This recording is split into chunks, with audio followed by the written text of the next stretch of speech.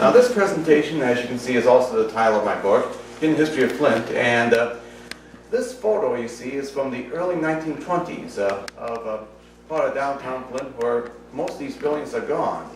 For example, now this is still standing. That's the old Genesee County Savings Bank building, which was built in 1920, and you may have heard that it may become a hotel if everything goes well.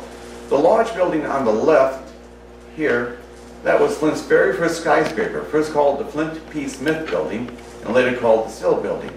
That was torn down to make way for redevelopment of what was first called Water Street Pavilion, is now the University Pavilion. You can put the next slide. Now, Flint's first white settler was Jacob Smith, who set up a trading post along the Flint River to trade with the local Chippewa people. Jacob Smith had a family in Detroit. This is a drawing from the Flint Board of Education textbook from the early 1950s called Tales of Early Flint. No known photo of Jacob Smith is known to exist from life, so hence I have this drawing to work with. What year was that? This would be the early 1800s. If you go to the next slide, you can see that previous one. Okay, just a minute. This is touching. Okay. Now, this map shows the Flint River. Jacob Smith had a hand in the drawing of the Chippewa Treaty of 1819, which ceded most of the land to what was then the territory of Michigan. This is from the abstract from my very own home. You can see it says sketch of the reservations at or near the Grand Traverse of Flint, Michigan, and Michigan Territory. Now, all these plots of land along the river, the lot numbers, you can see in capital letters the Chippewa names of the people who the land was bequeathed to. But if you note on the bottom, I'll just note here, over here, if you look on the bottom where it says Smith, Smith, Smith, Smith, Smith, they were allotted to Jacob Smith's children. So you can see that there were ulterior motives that Jacob Smith had. I'm sure that the Chippewa people were not happy with how things turned out. Next slide. Now, what I'm wearing is something that Jacob Smith and or Chief Naomi could have worn. That is a wool coat called a capote because it has this hood. That's the French word for hood is capote. And it was made using a wool blanket, including wool blankets made by the Hudson's Bay Company, which was available to fur traders, and they were traded to the native peoples in exchange for what was popularly known as beaver pelts. And the French-Canadian voyagers and the native peoples made these blankets into coats like this one. And this photo I took was taken at Mont Park, and as you can see from the caption, if you go to the Wikipedia article on either Hudson's Bay Point blankets or capote, C-A-P-O-T-E, you'll see me wearing my coat. Now, my editors at the History Press did not want more recent photos. They preferred photos like the next one you see here. This is a turn of the 20th century photo of Little Blackfeet, also known as William Jackson, wearing a wool capote similar to this one while sitting on a horse. This is a marvelous slide. It could have been tinted. I didn't know they had color photography at the turn of the 20th century. But you can probably see on the left where it came from if you look over on the side here. But that was what my editors preferred and for illustration for my Hidden History of Flint book. We can go to the next. Now this is a scene of downtown Flint. This is the intersection of South Saginaw Street at Kersley. This is Kersley Street. And this building here, that was the Fenton building, which wound up that whole block. In fact, if you look here on the side, you can see a bit of the Smith-Bridgman sign, so that's the Smith-Bridgman store. Over there, that's the Dryden building, which is still standing, although it kind of lost the story. I'll mention that in a little bit. But what's significant about the Fenton building here is, go to the next slide, that was the location of Fenton Hall, which was Flint's very first theater. As you can see, it was kind of a rudimentary setup. The stage was kind of small, so they couldn't hold any grand presentations. So eventually, a more grander theater was built, which I'll talk about further along in my presentation. And so we'll go to the next slide. And these two people... Was that theater a home for vaudeville at the time? Well, it could have had vaudeville, but it was just too inadequate to be a vaudeville. Although many notable speakers were at Fenton Hall. Yeah, that's Fenton Hall. Yeah. You can see that the stage was kind of on the small side. Just doing its own thing. Having a little trouble with the keyboard. Yeah, here we go. That's Fenton Hall. Now, many entertainers and politicians performed at Fenton Hall. As you can see by the small size of the stage, it was just too inadequate for more grander productions. So now we'll go to the next slide and see those two people. By the way, this drawing was made by our own videographer, Jenny Munch. And those two people are actually one and the same. On the left, that is Franklin Thompson, which was actually an alias of a woman named Sarah Edmonds. During the Civil War, Sarah Edmonds enlisted in a Michigan Army Brigade to fight for the Union, and she served as a man named Franklin Thompson, as a nurse and a spy. She became very successful in her missions. However, she contracted malaria while serving and had to desert and seek treatment as a civilian and as a woman. She spent the rest of the war as a woman, serving as a nurse. But because of wanted posters and deserters at that time risked being shot if caught, she spent the remainder of the war as a woman. After the war, it took several years for the powers that be to be convinced that Sarah Edmonds and Franklin Thompson were one and the same. Eventually, she did get a pension. The law was passed to get that, and she wound up being the first, actually the only woman member of the Civil War Veterans Organization, the Grand Army of the Republic. Now we'll go to the next slide. And these two sides of the historical marker can be found on the grounds of the Genesee County Courthouse, and I'll allow time for the audience here to read what those markers read, which is basically a profile of Sarah Edmonds on the left and her alias as a man, Franklin Thompson. So let us know when you're ready, and then we can go to the next slide. Okay. You can raise your hand if you're done reading.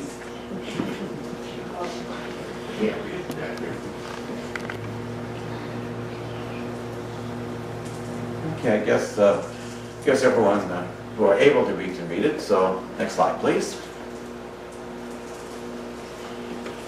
This was one of two amusement parks Flint had.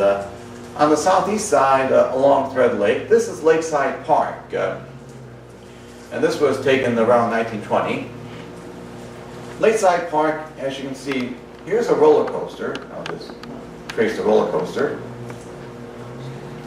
And as you can see, part of the roller coaster was right over Thread Lake. There's also a ball field. There's a ball field here. And this looks like a track over here. And it looks like a pavilion over here.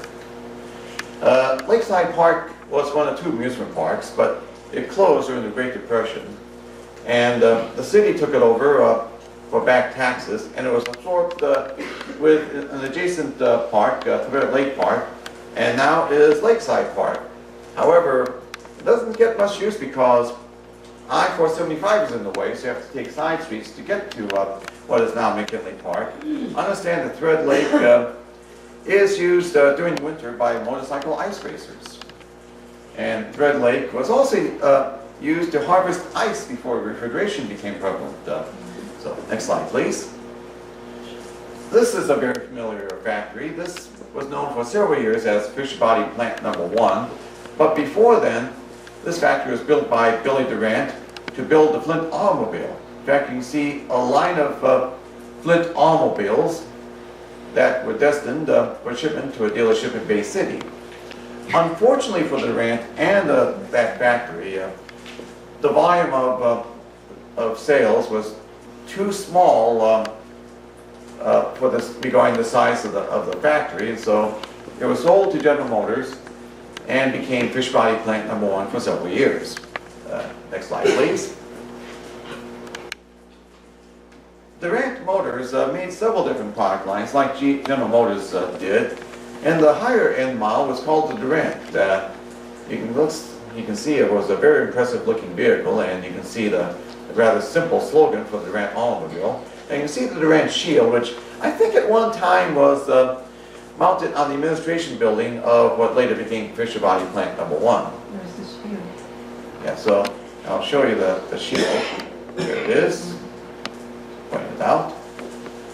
And we'll go to the next slide, and we'll see a portrait of Billy Durant himself at the time that he was running Durant Motors. And now we'll go to the next slide and see the operations of his business partner, J. Dallas Dort. They were partners of the Durant Door Carriage Company. But when the Durant Door Carriage Company stopped making carriages, J. Dallas Dort was using the factories to build the Dort automobile. And you can see here, this was around the 1920s, and you can see the prices for the car. Those are pretty good prices, but that was way back then. We'll go to the next slide. And that was where J. Dallas Dort lived on East Kearsley Street, a rather imposing looking two-story home. In the 1950s, his widow donated the house for use as a music school. It became the Dort Music Building. Late in the 1960s, they made expansion plans for what would become the Dort Music Center.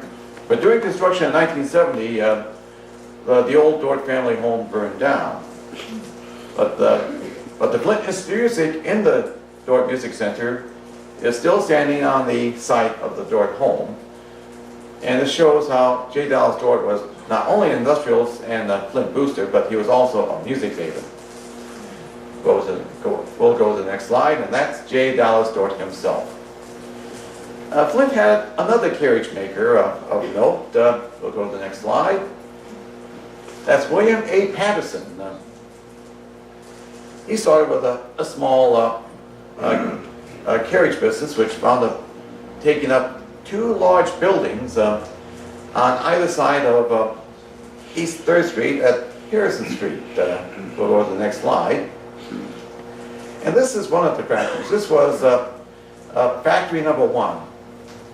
Now, on this side, that was East 3rd Street. And on this side over here, that's Harrison Street.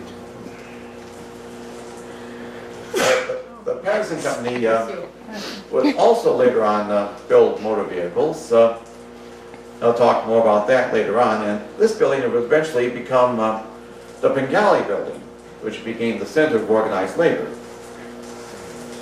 I'll talk about that in a little while. We'll go to the next slide. And this was the Patterson motor car from 1917. So he made motor vehicles, but unfortunately, after William Patterson died, his son could make a go of it. It was sold, but before long, the Patterson Company just closed up shop. Next slide, please. Oh, by the way, I should add as an aside that he was also a real estate developer. He owned among other structures, the Dragon Building, which is still standing at the corner of 2nd Street and Saginaw Street, which now is a very active renovated building. Now this building you see on the left-hand side, that was the original home of Smith, Bridgman and Company, which was founded in 1862. And this is obviously a 60th anniversary ad for Smith Bridgman from 1922. Go to the next slide. And this was how the Smith Bridgmans looked in 1926 when the 7-story building, which I don't know if maybe some of you are old enough to remember how this looked. However, it would grow even further. You can probably see the original Smith Bridgman store. I'll just highlight it. Here we go. So this is the original store. I'll circle the old sign on the side of the building. And we'll go to the next slide. You can see on the left an addition that was built to the store. On the right hand side you can see the S.S. Cressy Company Annex store, but it would not stand for long because in the next slide you can see the Smith Bridgman building as most of us remember it, with a kind of plain modern looking facade replacing the more ornate facade with all the windows. Now Smith Bridgman did not just occupy that large building, it had 2 annex stores. We'll go to the next slide. And this was the First Street store, located on East First Street between Brush Alley. This is Brush Alley. You can see the Mount Foundation building to the right. And on the left, you can see partially the Garden Theater, which was built in 1939 on the old site of the Bijou Theater, which I'll talk about in a little bit. But it closed in 1957 because of the rise of television. And it would be torn down in 1966 to make room for Genesee Towers, which I'll talk about later on.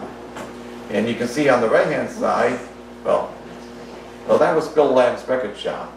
This is Bill Lamb's record shop here. It moved to Harrison Street when it got relocated.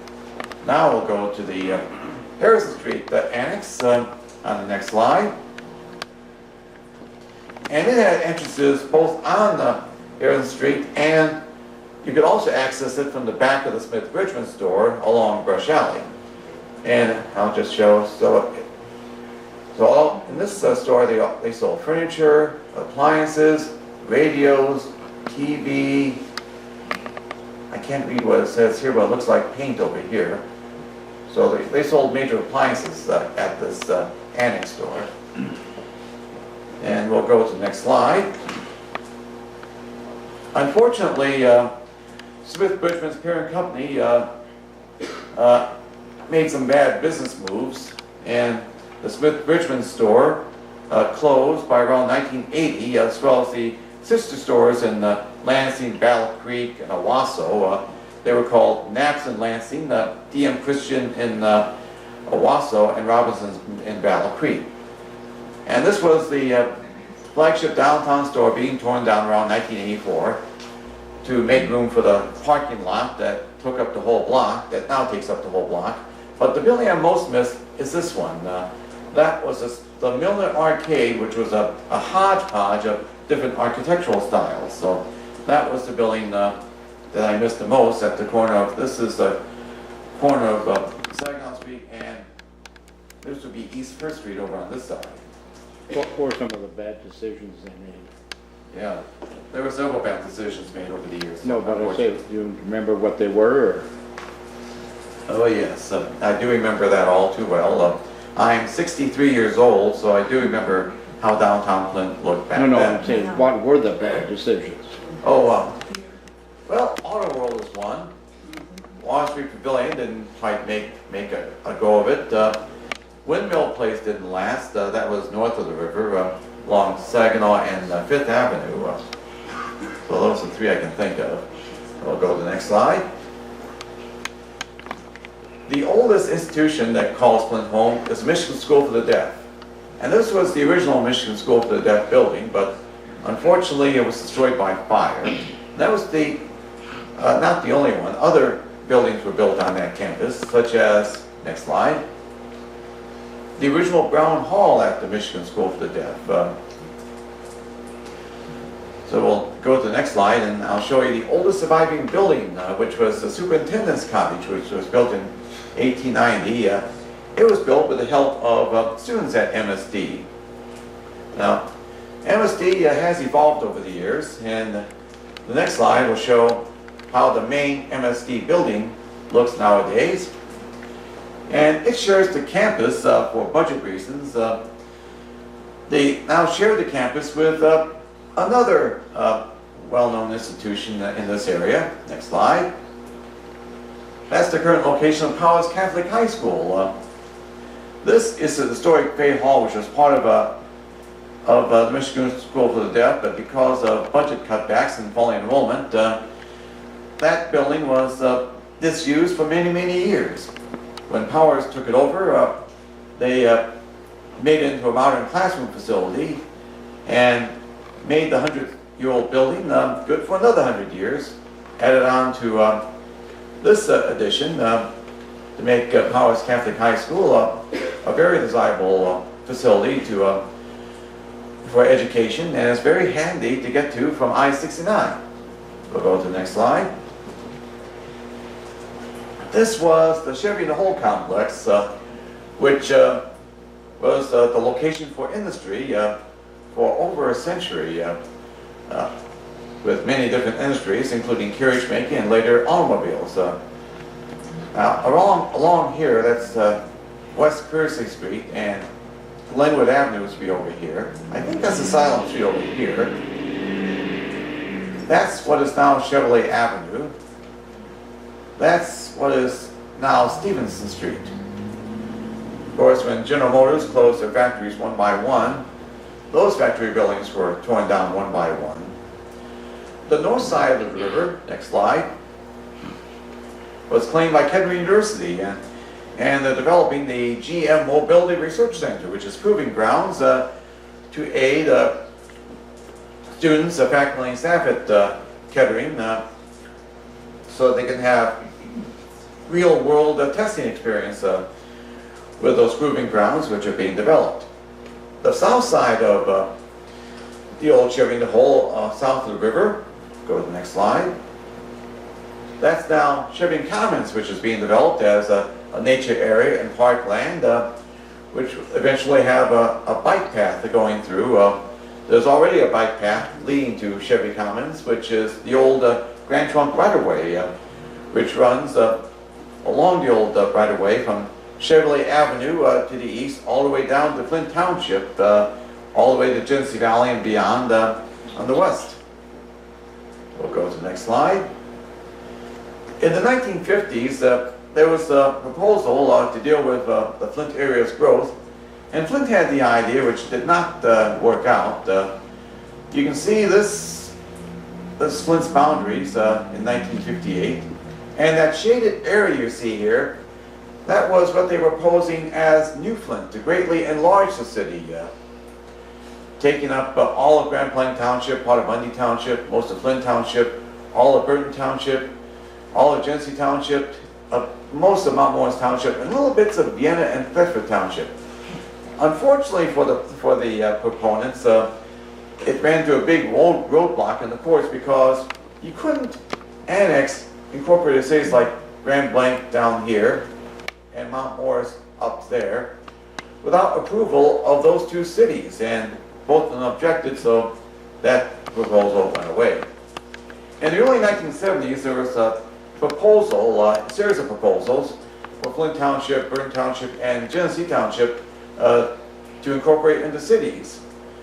Flint Township would be called Carmen, Genesee Township, Genesee, and Burton Township, Burton.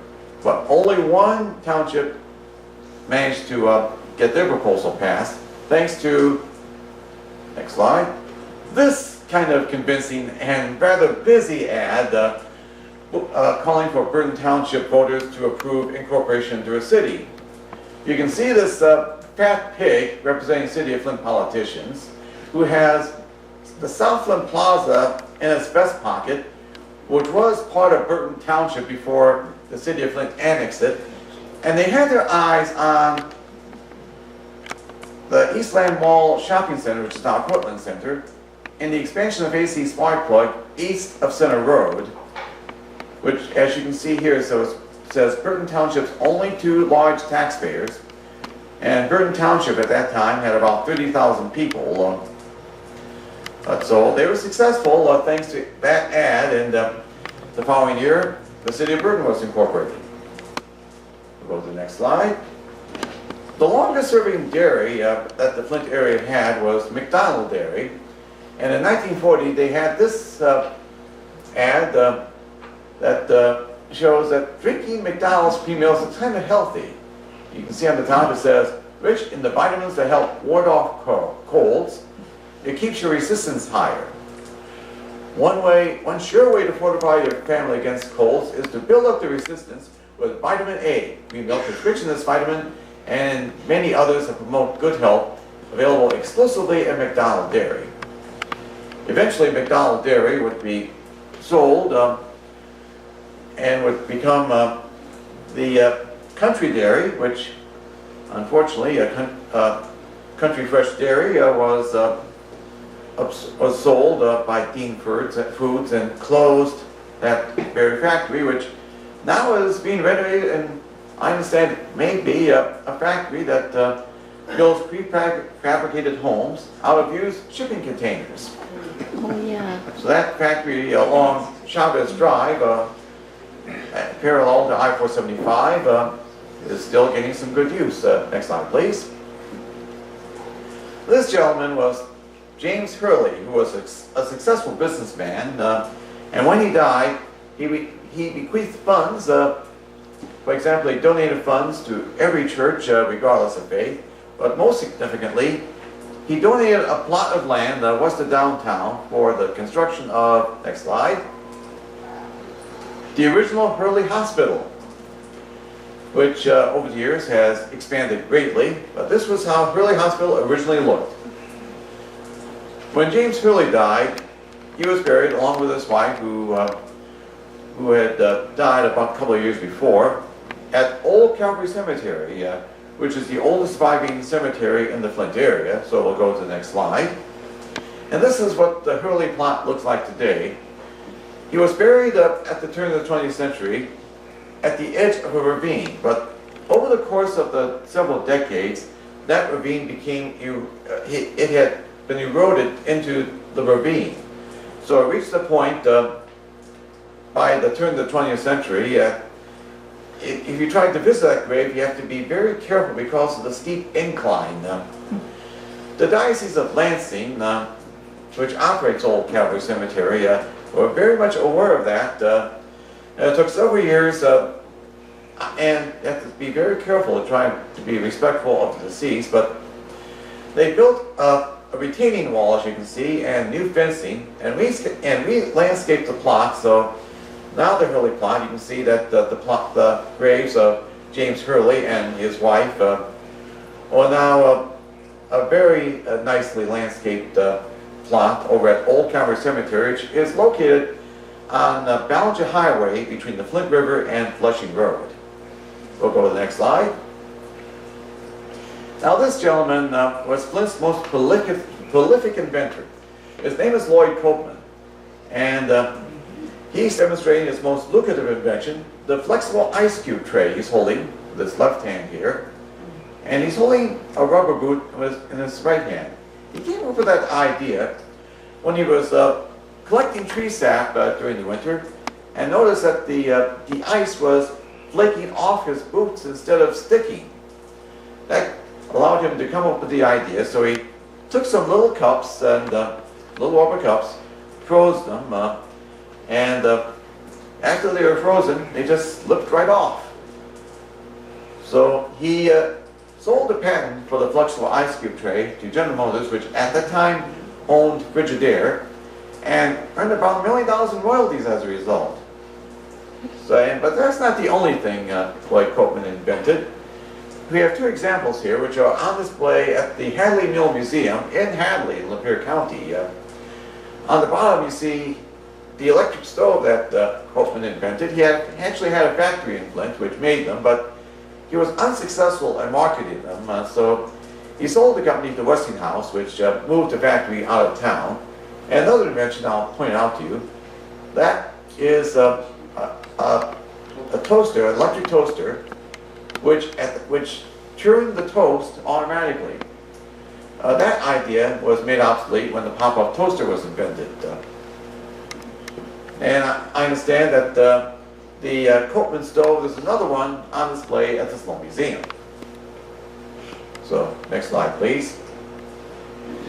You recognize these 5 individuals as Groucho, Zeppo, Harpo, Chico, and you may not recognize Gummo. A century ago, they were itinerant vaudevillians who traveled in towns large and small, in theaters large and small, and they made several stops in Flint. And I'll show you in the next slide where they performed. They first performed, I think around 1911 and 1913, at the Bijou Theater, which was Flint's very first vaudeville theater. This is East 1st Street, and that is Harrison Street. And in 1915, they performed at the larger Stone's Opera House over here. Stone's Opera House is located where the Flint Drill Building was later built, and is now the home of the Michigan State University Med School. Wasn't that building, I have an old photograph, about 1915, that turned into a movie theater? Yes, Later. it was later on a movie theater, Right. as well as it was renovated into a vaudeville theater. Right. And that was where the Marx Brothers performed, at what was then called the Majestic Theater. Yeah. Interesting, on my photograph, in the display windows, they were advertising that John Philip Sousa was coming into town in 1915 to give a concert. Did he? Yeah. Yeah. He did. Oh, yeah. Yes.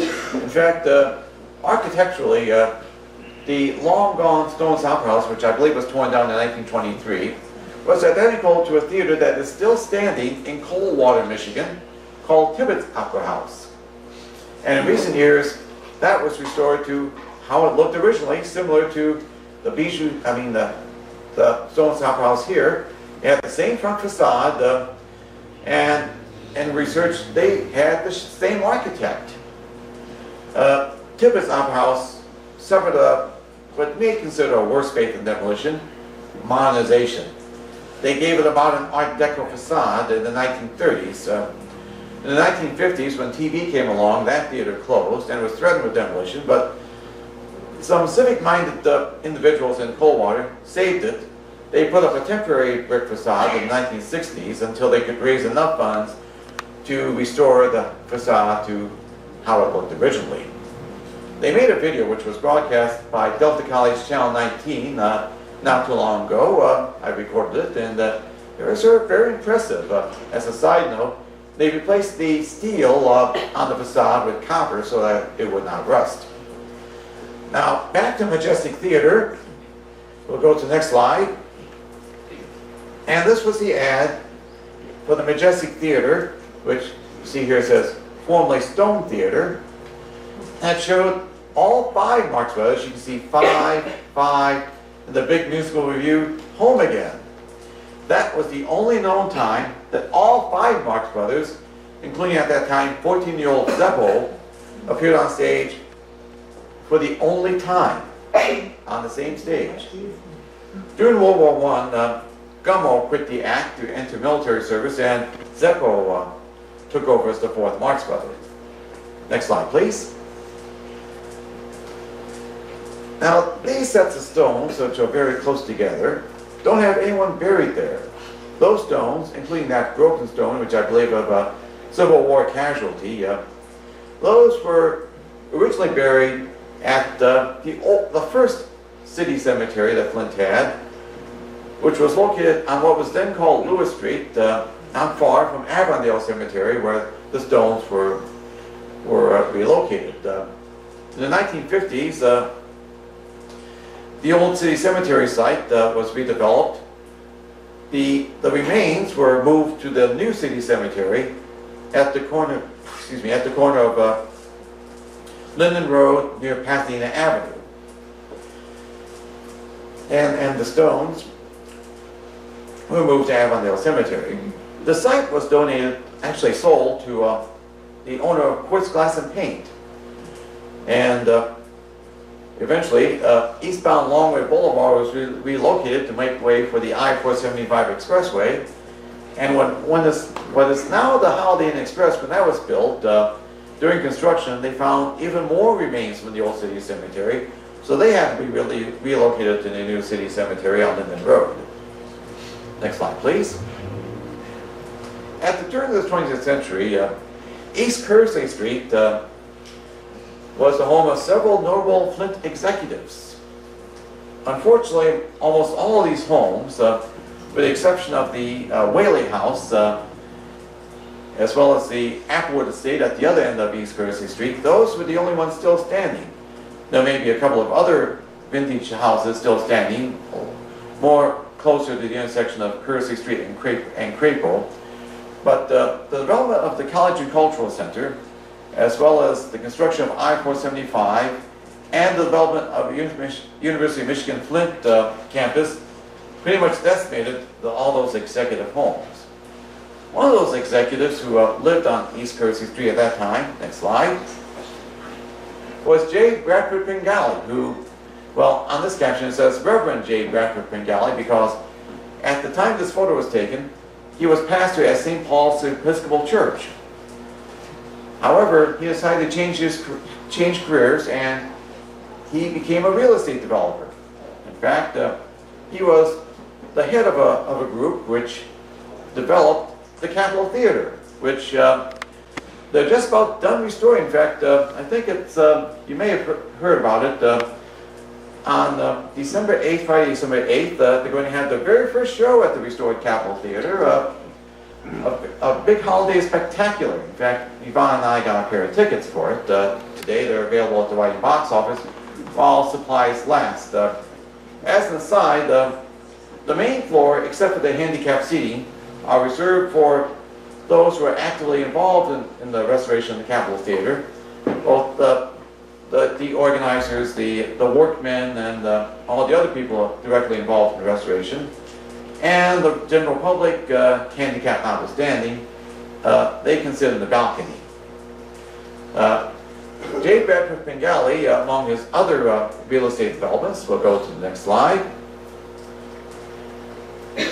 He was the owner of the former factory number 1, this one, that became the Pengali building.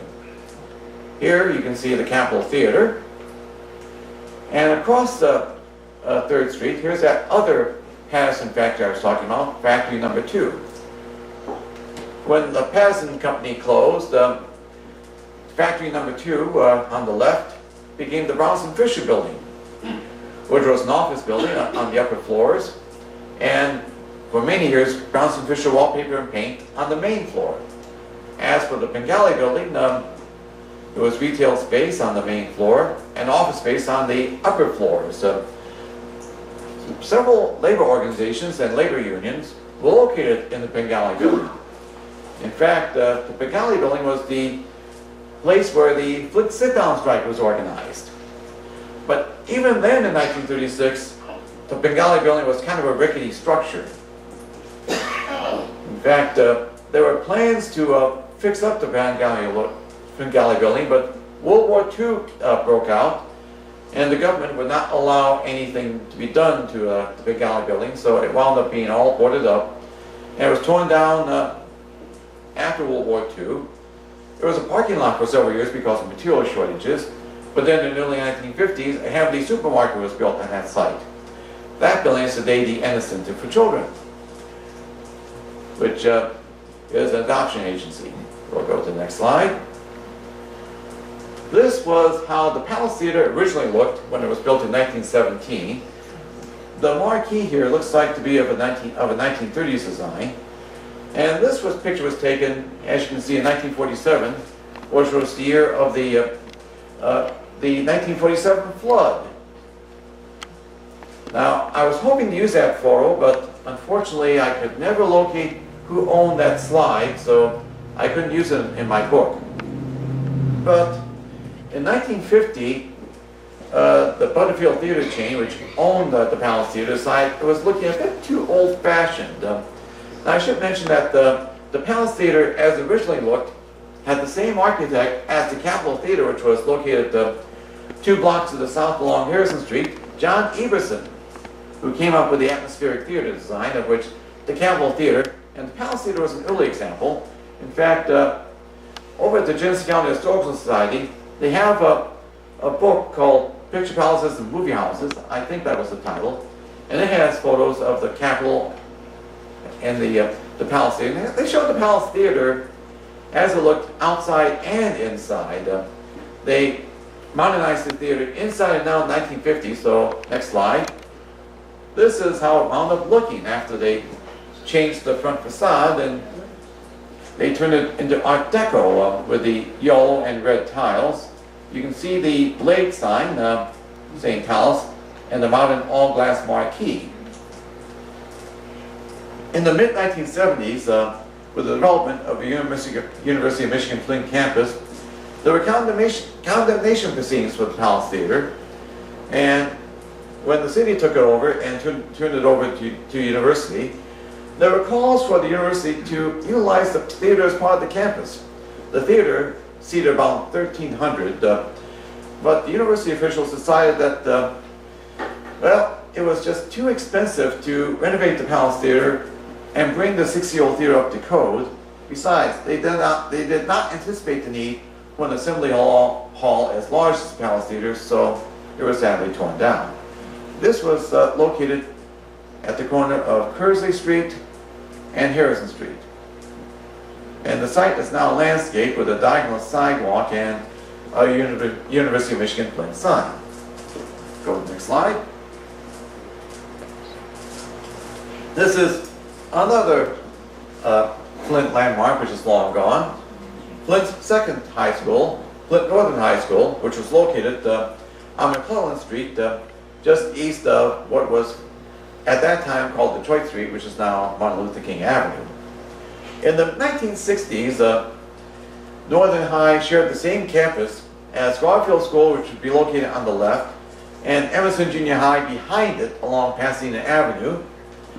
And with that overcrowded campus, the Berlin Board of Education decided to relocate Northern High School to the west side of town on Mackin Road, which, go to the next slide, looked like that. Unfortunately, shrinking enrollment in the Flint schools led to the closing of Northern High School, as well as Central High School. Northwestern Academy and Southwestern Academy, they're still high school serving the Flint students.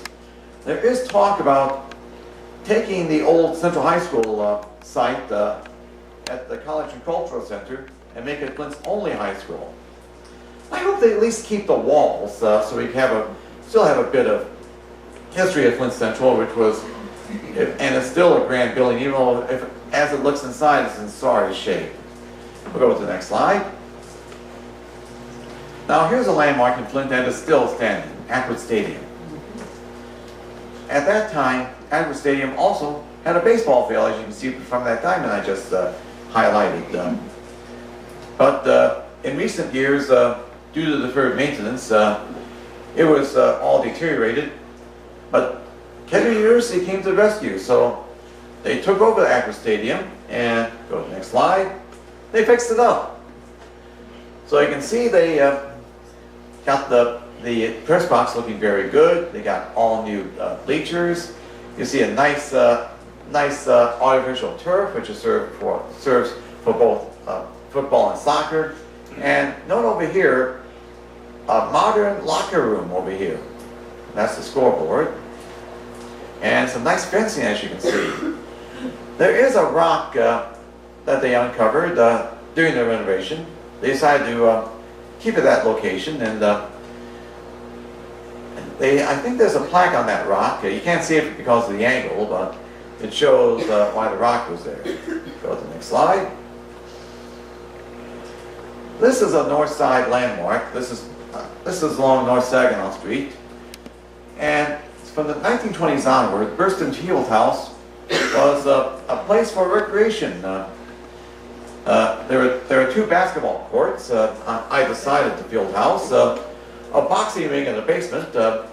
Upstairs there are various facilities such as the dance school, which is there now. There used to be a swimming pool, that's long gone.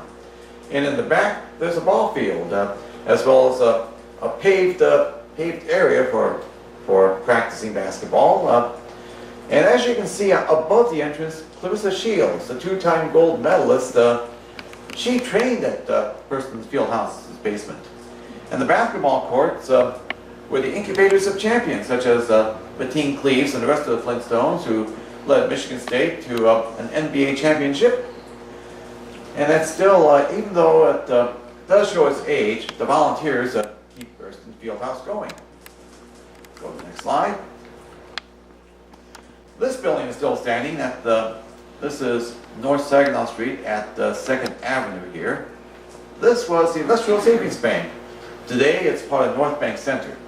In the 1920s, the Industrial Savings Bank, they had employees who decided to, quote, invest, unquote, in the stock market. Later on in the 1920s, Industrial Savings Bank merged with Union Trust and Savings Bank to form Union Industrial Bank, which was headed, Charles Stewart Mott was the largest stockholder. And the 1929 stock market crash, let's just say that those who invested bank funds in the stock market got into big trouble.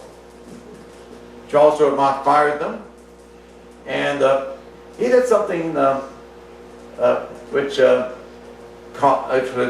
to the praise of state officials and the city fathers. He took the exact amount of the losses and withdrew funds from his private bank account in Detroit, and with armored cars in tow, he sent the money over to Union Industrial Bank to reimburse the losses. Unfortunately for the Union Industrial Bank, it did not survive the Great Depression. It and another failed bank, the First National Bank of Flint, those deposits were freed up by the formation of a new bank. Next slide. The National Bank of Flint. And as you can see on its logo over here, it proudly stated that it was established January 30th, 1934. And how do you like a 4% mortgage from the 1930s? During World War II, the National Bank of Flint was sold by Lansing-based Michigan National Bank.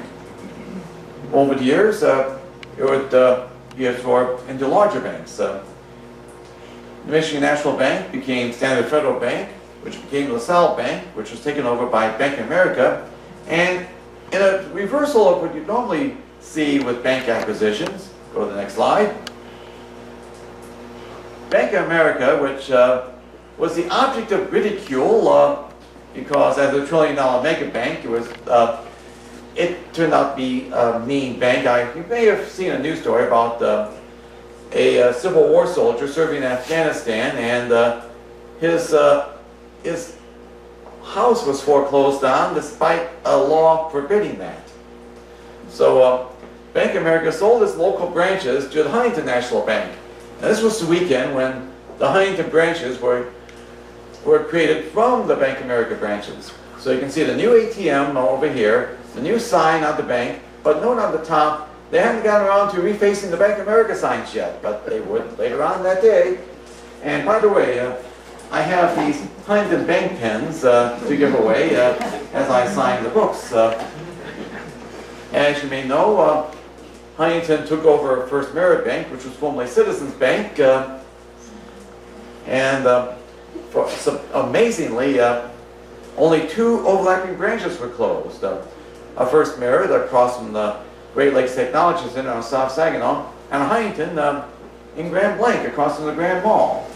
All the other First Merit branches in the Flint area were converted into Huntington branches, although they still have not refaced the weather ball, although some people like it to stay FM, standing for Flint, Michigan. So we'll go to the next slide. This was the location of the Flint Farmers Market for many years, starting from the 1930s. It was located along, that's Robert T. Longway here, that's Boulevard Drive, and to the left, out of the picture, the Flint River. But by the turn of the 20th century, while the Flint Farmers Market was very popular on Boulevard Drive, the utilities were all maxed out. The electrical was maxed out, the plumbing was maxed out, and that two-story section over here was not ADA compliant because it had no elevator. And so they relocated the Flint Farmers Market down, they moved it more directly downtown in the old Flint Journal printing and distribution facility along First Street, and it's now more popular than ever. And now it's a great magnet for people going downtown. We'll go to the next slide. Now this is a building that, well, a little bit of it is still standing. This was the State Theater, which was located on the south side of the street between First Street and Second Street. In fact, it was located one building away from another theater, the Strand Theater, which was located next to the Mount Foundation building. This was a seven-story building that was constructed during the silent movie era. And so for the first few years, it showed silent movies. But then in 1929, after the State Theater was retrofitted to show talkies, we'll show the very first talkie movie shown at the State Theater. And you may recognize this ad. This is the original ad for the State Theater that the State Theater advertising person decided to draw personally. For example, you see the state name being held up by all those dancers here. And you see Al Jolson in character. And this is a very elaborate ad for the jazz singer, which, as you may recall, was the first talking movie, which came out in 1927. And as you can see, it was shown in Detroit for 13 weeks, 3 full months. Although it took a couple of years for it to finally make it to Flint. Then TV came along in the 1950s, and by 1952, this was the final double bill at the State Theater. As you can see, these are horror movies, not just horror movies, but re-releases of horror movies. Universal Pictures horror movies, which Real Art had the license to reissue these movies from Universal Pictures. Most of the State Theater was torn down, except for maybe the first 2 stories and the back wall. And if you look at the back wall of what is now Blackstone's Pub, there's an eternally open 3rd-story window. But Blackstone's Pub is actually in a high single-story building. And if you're ever in there, look at the walls, and you can still see bits and pieces of the State Theater inside Blackstone's Pub. Next slide, please. In the mid-1950s, the City Fathers conceived the Flint College and Cultural Center. And this was an early drawing of the Flint College and Cultural Center. You can see some of the familiar buildings. Now, there's Central High School here. There's Whittier Junior High over here. There's, well, Whiting Auditorium, but it did not look like that as it was built. And you can see what is now the Mount Community College facilities, but the building layout did not quite turn out that way. And one building that was never built was this Caroline Tower. The story was that the steel for that tower was stored inside the old Dort home, but when it burned down, there goes the steel, so there's no Caroline Tower inside the Flint Cultural Center. Go to the next slide. This is a landmark at the end of Hamburg Road, right by Interstate 69 and Flint Southwestern Academy. The rock was constructed as a pumping station because the intersection of 12th Street and Hamburg Road is below grade, so during heavy rains they needed that pumping station to keep the intersection from flooding. When Southwestern High School was built and Interstate 69 went through, it gave the rock more exposure. And starting in 1970, some Southwestern High schools decided to make the rock into a canvas. And over the period of years, new messages and new paintings, and well, let's just say that the people who painted over the rock didn't care about what paint they were using. They were using cheap paint, didn't care if it was oil-based or latex. Of course, oil-based paint and latex paint don't always stick together. And as you can see, on June 9th, 2014, it all peeled off. And amazingly, collectors picked up those flakes of paint. But it didn't take long for new messages like this one to appear on the rock. Sometimes, even if the paint is still wet, another group of people paint a new message on the rock. So, either way, Hamburg Road was named after World War II hero Owen Hammerberg, who was killed rescuing some people from a sunken ship when a big piece of steel fell on him. That was at Pearl Harbor, wasn't it? Yeah, it was Pearl Harbor. Yeah. I talk about that in my book. And of course, Hamburg Road was named in his memory. Next slide. Now this was at Sherwood Forest Park, which was located on Ridgefield Road in Ridgefield Township, east of State Road. It was developed by Don Sherwood from land he owned as a recreation area. But over a period of years, developed not just as a recreation area, but also as a concert venue.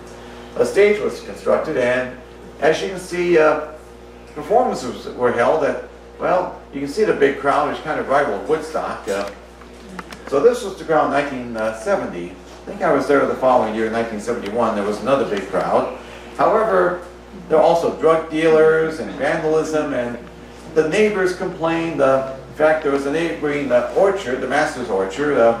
He complained about the damage to his property, including some trees. So finally, the police decided we've had enough of it. Sherwood Forest eventually became a recreation area again, also a dinner theater inside the lodge where the stage was. But that did not work out, so Mother Nature took over. The buildings wound up burning down. So there's not much left of Sherwood Forest. You can barely see what was left of the entrance, but one piece does remain. That statue of Robin Hood, which greeted visitors to Sherwood Forest, is now on the parking lot of Ridgefield Township Hall on State Road. So that's the piece of Sherwood Forest that is still remaining. Little John. Yes? Going back to Southwestern High School, back in the mid-1970s, a blacktop experiment was done from Hammerberg Road, from the block across Southwestern High School up, I think just about to Fenton Road, long before the bottle bill and glass recycling really caught on. They used ground glass in with the asphalt. They had a sign up at one point that talked about the new glass fault experiment. Oh yes, I recall that.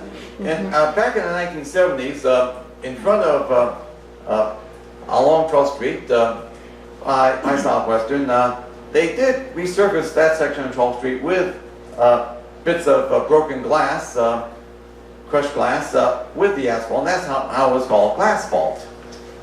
Unfortunately, that did not last, and when it was resurfaced, again, they just used conventional asphalt. Whose fault was it? The Okay. county. Yeah. Okay, next slide. The Flint Nature Preserve and Arboretum is a very nice nature area in the city of Burton, located along Genesee Road and Davison Road. It's a very nice nature area. It was originally a dairy farm that was owned by Forbes and Martha Merkley, who owned Genesee Dairy. And they had a dairy farm which produced prized cows, but they kept most of the land in its natural state. And so Martha Merkley donated the land to Genesee County for use as a nature preserve. So this is the latest addition to Flint, the treehouse, which is fully handicapped accessible and is big enough to hold a group of pupils and a teacher. We'll go to the next slide. Now, as I mentioned, those buildings along East First Street were torn down to make way for Genesee Towers, which opened in 1968. That was at one time Flint's tallest building across Brush Alley from the Mount Foundation building. But over a period of several years, the bank moved out, and it went through one owner after another owner after another owner. It turned out that the reinforced concrete building was shoddily built, so it deteriorated to the point where they had to put barricades around. In fact, there was also a parking deck inside the Genesee Towers, and I guess one car kind of got a little bit too forward, and a piece of facade fell onto the street. It got so bad that, well, next slide, it was imploded. And the implosion turned out beautifully. There were cameras set up at different angles, so you can see it in detail in high definition on YouTube. And the 3-story pile of rubble looked better than Genesee Towers did in its final months. It took about a year for the rubble to be cleared and for the damage to the surrounding streets to be repaired, but there was very minimal collateral damage, which I was impressed about. Yes, the Mount Foundation mill was just feet along Brush Alley, and it fell in the right direction, fortunately. And although a gas line serving the Mount Foundation building was crushed by the implosion, so there was no heat until the pipe was repaired. Next slide, please. Now, Flint was the home for a chain of auto parts and service centers which had locations throughout the state. And this roof here was trademarked. So that was on the gas station canopy and as well as on the buildings. You can still see examples of former Action Auto stores.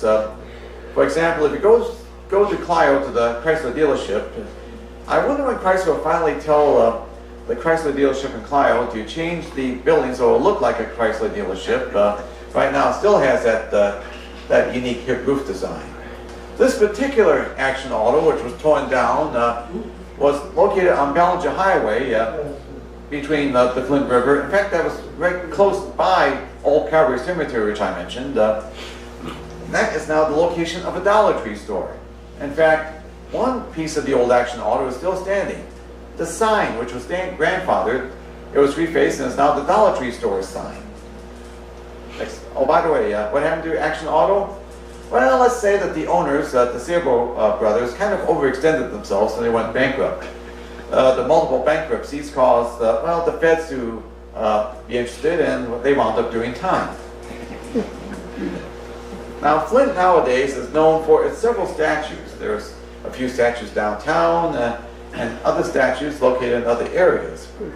The editor of my Hidden History of Flint book wanted more interesting statues without any current cars being shown.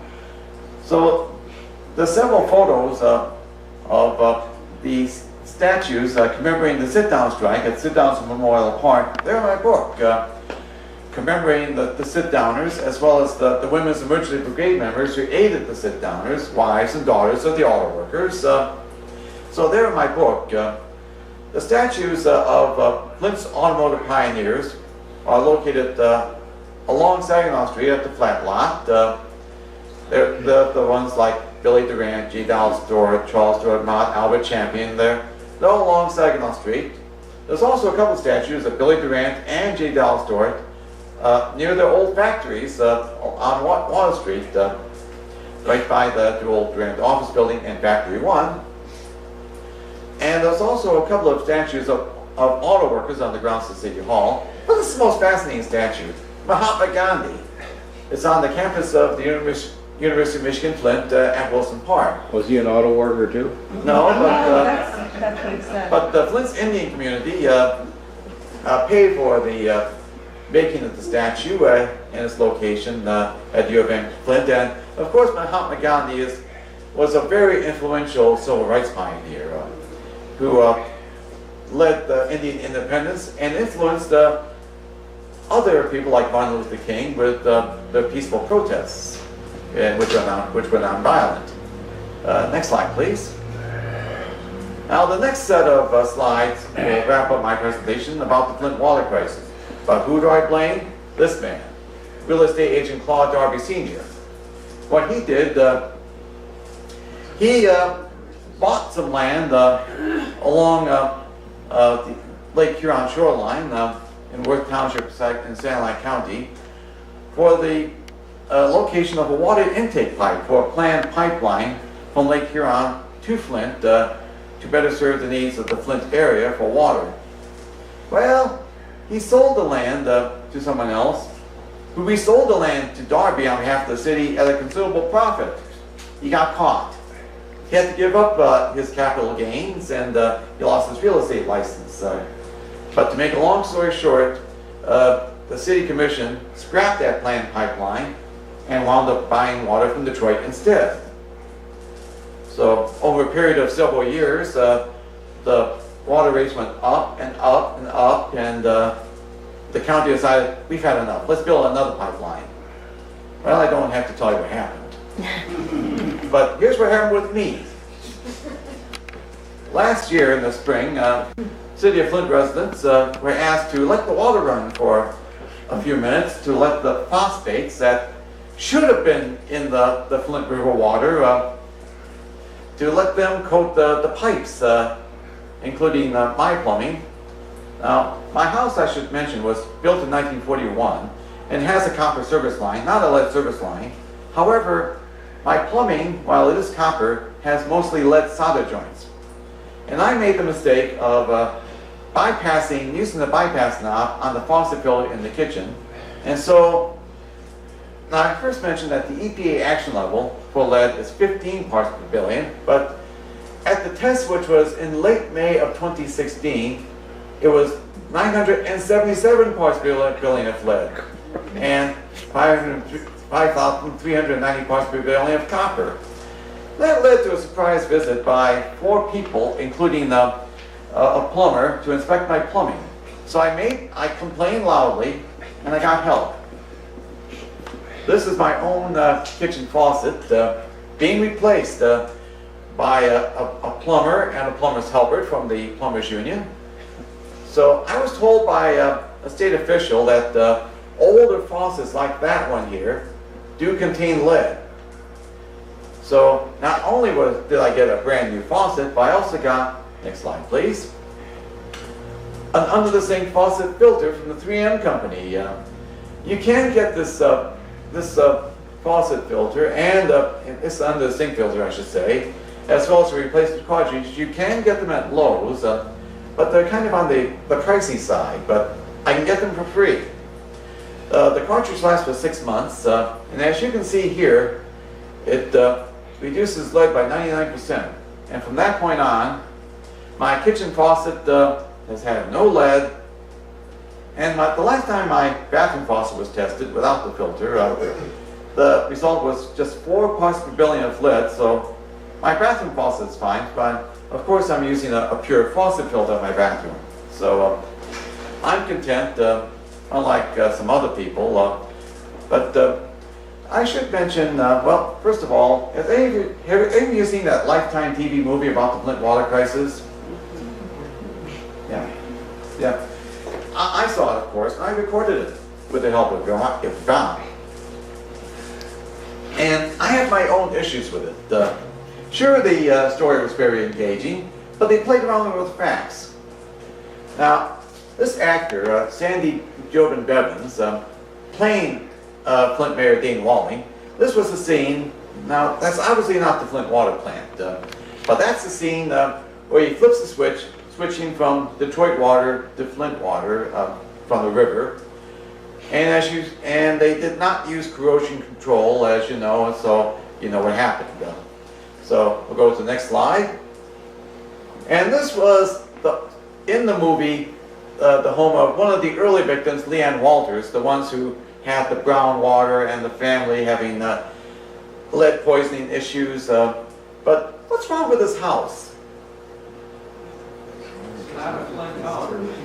Yeah, but the architectural style. This looks like this is a mid-20th century home. And as I mentioned, my own house that was built in 1941 has a copper service line. I don't think a house that looks like that was built in the mid-1950s, would have a lead service line, would have a copper service line. So this was the TV version of Leanne Walters' home. On the next slide, you can see the real house she lived in, which is much older, and obviously would have a lead service line underneath the front yard. Now we'll go to the next issue I have with that movie. By the way, she left Flynn. Oh yes, because she was married to a serviceman, she had to move to where he was stationed. So they wound up going to Virginia, I believe. Now, you may remember this is the Flint City Hall on South Saginaw Street, the way it's been standing since the mid-1950s. But that's not how it was depicted in the movie. Next slide. That is Hamilton, Ontario City Hall. Most of the movie was filmed in Hamilton. Which, well, you know that Hamilton is Flint's sister city. And during the summer, athletes from both cities and in those areas compete in the Canusa games. Yeah. But you must admit that Hamilton City Hall looks much better than Flint City Hall. Now we'll go to the next slide and another issue I have. Now, remember that everything broke loose in 2015. But in 2015, you see these protesters from the movie and that Flint Lives Matter t-shirt that one protester is wearing. You couldn't go to a store unless it's a small t-shirt shop where you can get a custom shirt. You can go off the rack and get a Flint Lives Matter t-shirt at, say, a Target store or a Walmart. But you can easily get them the following year when the Flint Water became such a national newsbreak and even an international newsbreak that the t-shirts became more easily available. Now we'll go to the next slide. And this is obviously a stock footage from the CNN archives of a protest, and also shows this is what became of the principals in the movie, not necessarily the real people. For example, it says here, Stephen Bush and several other MDEQ officials faced involuntary manslaughter charges due to the spread of Legionnaires' disease from poisoned water. And in that movie, only one emergency financial manager was depicted, Jerry Ambrose, but he wasn't the one who made the decision. Darnell Early made the decision to switch from Detroit water to river water. So, as it says here, Jerry Ambrose is among those charged with misconduct in office. Now, the actor who played Jerry Ambrose made a very great villain. His name is Richard Ross. He's a Canadian character actor. And over a decade ago, he did a miniseries for CBC television, which I watched and I enjoyed. I even got a DVD of it. He played a conservative commentator in a show called Jimmy McDonald's Canada. And as the episodes progressed, he got more and more annoyed at the material he was forced to cover. And in the final episode about the sexual revolution, after seeing video of elderly nudists, he snapped. So that was a fun show to watch. And it's great seeing Richard Wall playing Jerry Ambrose as the villain in that movie. And as you know, at the bottom, Dane Walling lost his re-election bid for mayor. And I guess that wraps up the presentation almost, except I should mention this is a vintage postcard on the top showing the future location of the University of Michigan Flint campus. There's the Palace Theater, there's the IME Auditorium, there was the original post office, which was originally it was first a post office, but then was the Community Service Center building. That's the old YMCA, that's the old Hubbard's Hardware Warehouse, but practically all these buildings are gone to make way for the U of M Flint campus. And this gentleman, that's the same Lloyd Copeman I mentioned, but in a more formal portrait. And that's my presentation.